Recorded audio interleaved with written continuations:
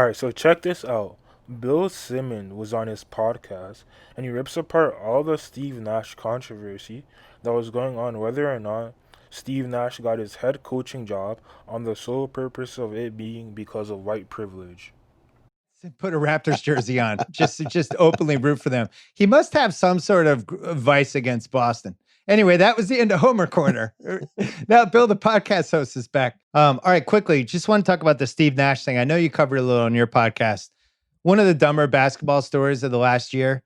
I never talked about it. I just wanted to say two things because sometimes I'm amazed when things become quote unquote controversies. First of all, the legacy of great players being hired as coaches is part of the history of the game, but especially guards. And you look at guys who just became coaches without being an assistant just since the merger in 1976.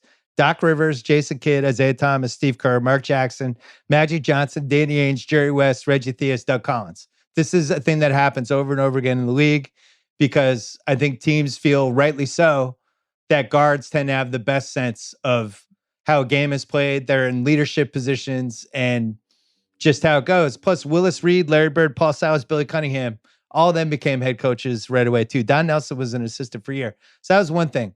The second thing, Nash, I would say out of any top 50 player ever, and he's a top 50 guy, um, was probably the best coaching candidate just because of what kind of player he was with the Suns, where he was such a cerebral player on the one hand.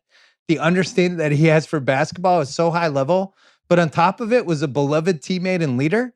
And I told this story before, but we did 30 with him. We went to dinner with him and some of the Suns at Sundance, and Nash, Jared Dudley was there and a couple other people. And Nash was ordering for everybody because they trusted Nash because he was like one of the first health guys.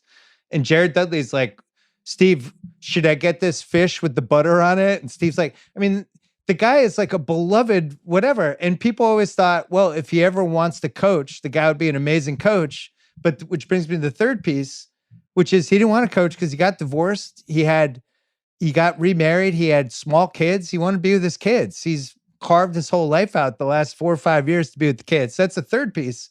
But then the fourth piece is the biggest.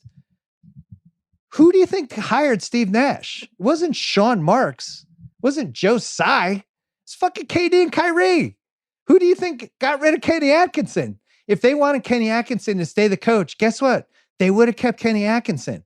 It's a players' league. Luke Walton last year in the Lakers. Guess what? If LeBron wanted Luke Walton to stay as coach, they would have kept Luke Walton. The best players decide the coach. James Harden, Kevin McHale. He didn't want Kevin McHale to be his coach anymore. They got him the fuck out. They got D'Antoni. The stars run the teams. They pick the coaches. Nash has a relationship with Durant, as everybody wrote about for 4 days. Durant clearly wanted Nash as his head coach. So how does this become a bigger situation than just that?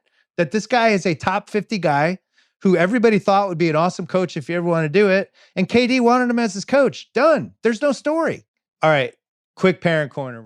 I agree with Bill Simmons on this topic because the Steve Nash controversy was overblown.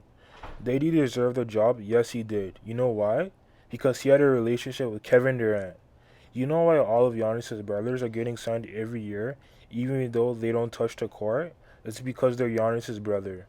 Life is about relationship and who you know it. And let's not forget Steve Nash's resume as a Hall of Fame player. And if you don't know his resume, Google it. But let me know.